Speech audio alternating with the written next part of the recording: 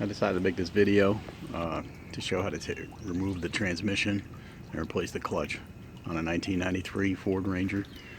There's a lot of videos on the internet.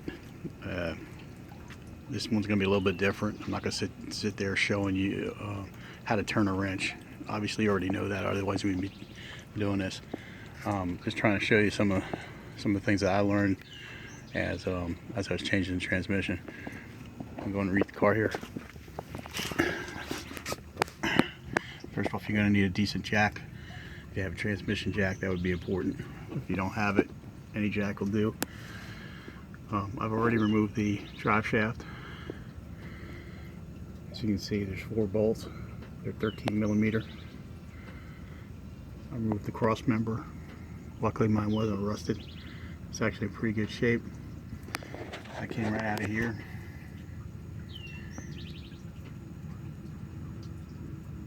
The other thing you're going to need to do after you remove the cross member is support the transmission. I've removed the speedometer cable, and the clutch slave line also has been removed, as you can see there. I'll show you how that comes apart. It's a little tricky. It's a little tool. It comes with a new one. I actually use that. It just pushes the plastic bushing out of the way, and sometimes they're pretty tight, so you may not realize, but it has been released. Once you press that bushing in there, you can start spreading it apart. I didn't realize that as I was doing it, and come to find out it was already loose, and I didn't know it. Kept pushing and pushing and pushing. I'm like, man, when is this thing going to come apart? Well, it came apart just by pulling on it a little bit. So far, the worst part of this job has been removing the transmission bolts. The ones on the bottom and the side are simple. I got to all of those pretty easily. The top I'm having trouble with, and I'll show you how I got to those once I do it. I'm sure there's a trick to it, and I'll figure it out.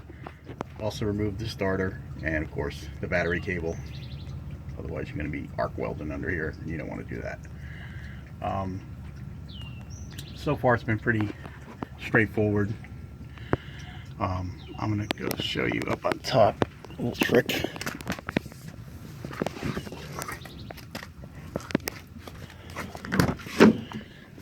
There's a trick to removing the stick shift. I found out this bolt actually was screwed onto here. What you do is unscrew it from this side and you put it on this side, and that acts as your extractor for pulling that out. Then you pull that out. Obviously this seal here, the top seal, this should also be replaced. And that's just 3. These are hex shaped bolts that remove those.